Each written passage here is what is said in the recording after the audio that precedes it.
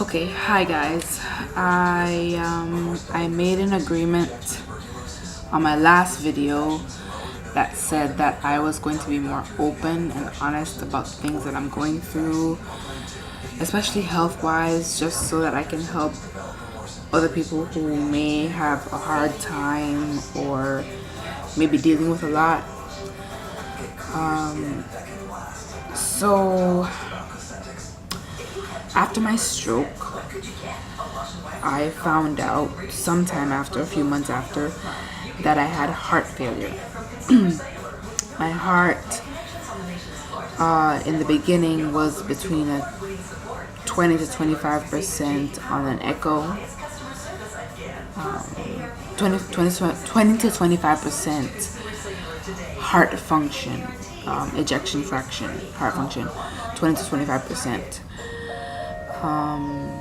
My doctor, Dr. Vicuna, awesome doctor, Ricardo Vicuna, has been helping me to build the strength in my heart. Now, a normal heart, from what I understand, functions at around 60%. So it's not 20 of 100% or 20 of 60. But from what I understand, that is. With a lot of working on it and taking my medication, I take Entresto for heart failure and a few other medications. I have like a laundry list. Through all of that, I have gotten my ejection fraction to between 40 and 45% on an echo, which is great. However, I did a MAGA test. I don't know what MAGA stands for, but it's a test where they put a like a line in you, like they're gonna do an IV, and they draw blood, put something in the blood, and then they put it back in your system, and then you have to wait like I think it's like half an hour, and they take pictures, and I guess whatever they put in your blood allows them to see how your heart is functioning. So they did that, and my MAGA test shows that my heart function is 33%. Because of this, my cardiologist wanted me to go see an electrophysiologist. I went and saw the electrophysiologist today with a hope that he would say I don't need what my cardiologist wants a second opinion on. Turns out most likely I do. They think I may need a defibrillator. Now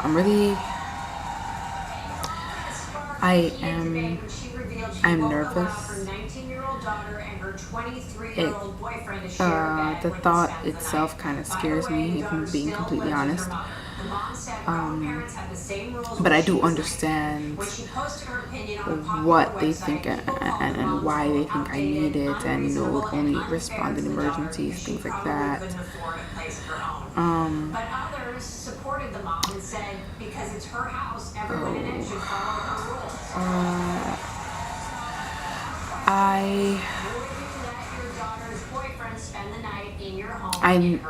I trust my cardiologist, and I trust his electrophysiologist. His name is Dr. Osman, Osman, and he's in Fort Lauderdale, and I trust him. And he also told me that he didn't need me to rush through the process of getting it. I told him I want to try and see if I can make my heart stronger through exercise, through diet change, and those kind of things before we try to do a defibrillator. But I guess I understand the ramifications of what would happen if I don't have it when I need it and my heart doesn't get any stronger. So I do understand that if I don't get my heart any stronger, he gave me 3 months. if I don't get my heart any stronger in that 3 months, I'm probably going to have to get a defibrillator. He says that the new ones do not go through your vein like how they used to, so they won't be causing like clogs, because clogs are something that's very disturbing of thought to me, because I already had a stroke. So I'm very weary of things like that. But he said it's installed, I believe it's on your left side, just under the skin, and then there's a tube that goes to your heart from there. I think it's over the breast. Which is comforting that it wouldn't be going through there to be causing many clots, but at the same time, just the thought of having more surgery, and then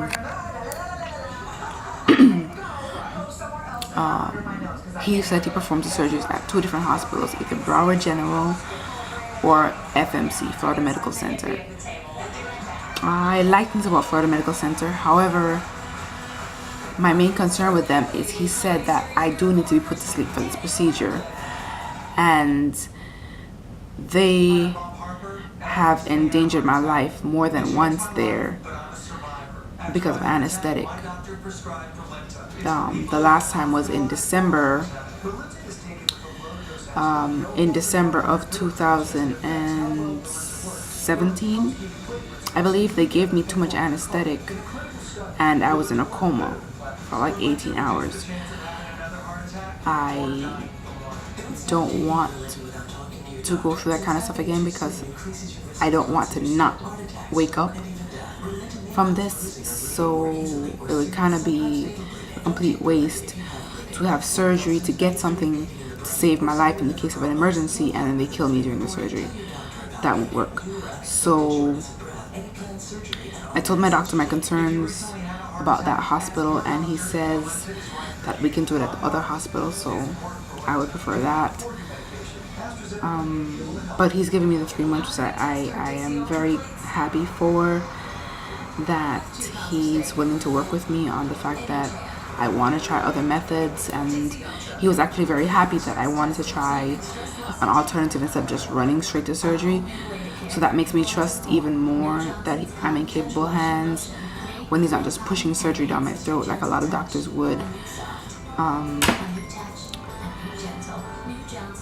But I don't know how I feel about it. I know it may end up being necessary depending on the circumstances. I don't know what I'm going to be able to do in 3 months. I'm not sure, but I am going to try. I have changed up my diet a lot. I'm going to start going back to the gym starting today, and I'll see what I'm able to do. Hopefully this makes some kind of improvement, and if not, I know God has a reason why. It could be because I have a big heart issue coming up soon, and he needs me to have a defibrillator to make sure that I'm okay when something happens. You don't know. So while I pray to not have to have it, my prayer more is that whatever happens is helping prolong my life further. Whether that be that it's done naturally through diet and exercise, or it's done through a defibrillator, whatever's going to help me prolong my life and improve my quality of life is what I want.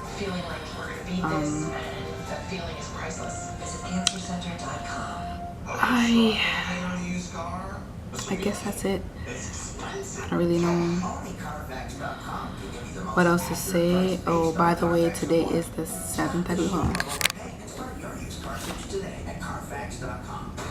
Scratch that. Today is February 8th, 2019. Yeah, so I went this morning, 10:15.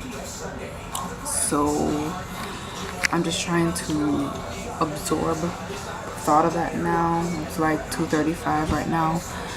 Trying to absorb the thought of that. I'm trying not to let it stress me out. I'm trying to just think positive thoughts, and getting a defibrillator is not necessarily a negative thing, because in the end it may help to prolong my life. It's just I didn't really want to go through any more surgeries. I didn't want to have to do anything that messed with my heart. I just didn't want to. I thought by now, after all of the health things that I've been through, that I was done, at least with the major things now, strokes, amputation, heart failure, scoliosis, diabetes. I was just hoping that everything else that would happen to me for the rest of my life would just be minor. I wasn't thinking having an instrument implanted in my body. I didn't think that I would still be dealing with stuff like this right now, and only at 32. But I am very grateful that God decided to spare my life. However, it is spared with a quality of life still. I have all those things wrong with me, but I am still able to put together full sentences. I'm still able to walk, sometimes with assistance. I'm still able to think for myself, to eat for myself, to bathe myself, to dress myself. So I'm still very grateful. Don't get me wrong. I'm still very blessed. I'm a walking miracle. I know that. I'm just saying that I'm a little bit scared.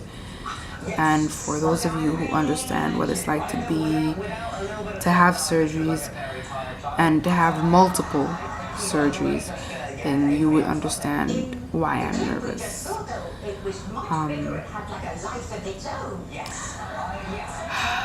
Yeah, I think that's it. I'm happy for the blessings that I've gotten so far.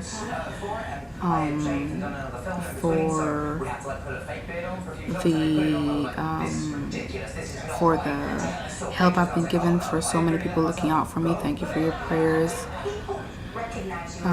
For the capable hands of doctors I've been put in, and for the doctors that weren't quite that capable, for still having my life spared even with their mistakes. I look forward to updating you all soon on whatever the issue may be. And until then, I'll talk to you later. Have a nice day.